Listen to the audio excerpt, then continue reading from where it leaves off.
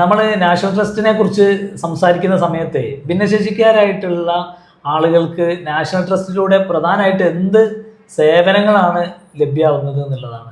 നമ്മൾ നേരത്തെ പറഞ്ഞല്ലോ, നാഷണൽ ട്രസ്റ്റ് നിയമം 4 തരം ഭിന്നശേഷിക്കാർക്കാണ്: autism, cerebral palsy, intellectual disability, multiple disability. ഇത്തരം ആളുകൾക്ക് സ്വന്തമായിട്ട് തീരുമാനം കൈക്കൊള്ളാനോ അവർക്ക് ഒരു കോൺട്രാക്ച്വൽ കപ്പാസിറ്റിയോ ഇല്ലാത്തത് കൊണ്ടാണ് 18 വയസ്സിന് ശേഷം ഇവർക്ക് ഒരു രക്ഷിതാവിനെ വേണമെന്ന് പറയുന്നത്. രക്ഷിതാവ് നിയമപരമായിട്ട് ഇവർക്ക് വേണ്ടി ഒപ്പുചേർത്താനും അതുപോലെ ഇവർക്ക് വേണ്ടി തീരുമാനമെടുക്കാനും.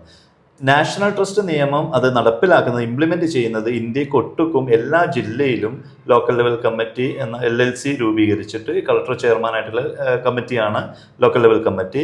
ഈ കമ്മിറ്റി ഇവരുടെ അപേക്ഷ സ്വീകരിക്കുകയും ഇവർക്ക് ലീഗൽ ഗാർഡിയൻഷിപ്പ് സർട്ടിഫിക്കറ്റ് നൽകുകയാണ് ചെയ്യുന്നത്. പിന്നെ നിയമാനുസൃത രക്ഷിതാവിനെ നിയമിച്ച് നൽകുന്ന രീതിയാണ് ലീഗൽ ഗാർഡിയൻഷിപ്പ് സർട്ടിഫിക്കറ്റ് എന്ന് പറയുന്നത്.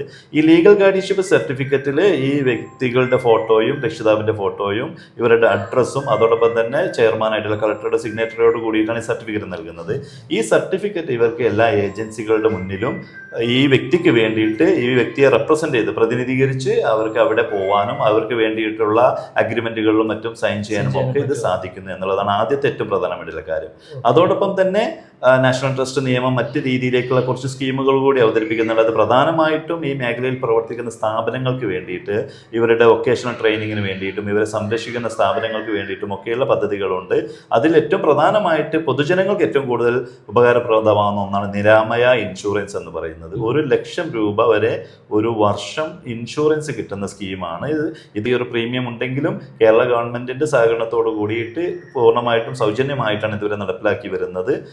ഇവർക്ക് തെറപ്പിക്ക് കൊണ്ടുപോകാനും അഡ്മിറ്റിനും മറ്റു രീതിയിലേക്കുള്ള ചികിത്സക്കും ഒക്കെ അതിന് ക്ലാസിഫിക്കേഷൻ ഉണ്ട്.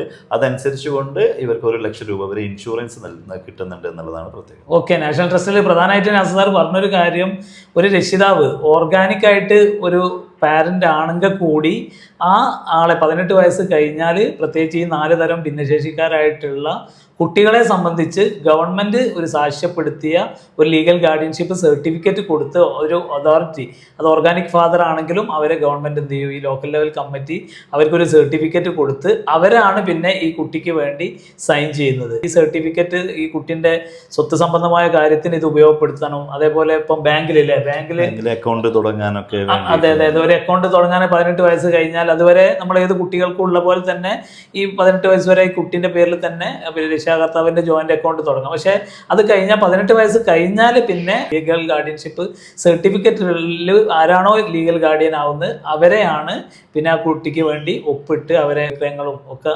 നടത്തുന്നത്. അപ്പം 18 വയസ്സിന് മുകളിലുള്ള രക്ഷിതാക്കളെ സംബന്ധിച്ച് ഇത് വളരെ പ്രധാനപ്പെട്ട ഒരു രേഖ തന്നെയാണ് ലീഗൽ ഗാർഡിയൻഷിപ്പ് സർട്ടിഫിക്കറ്റ് എന്നുള്ളത്.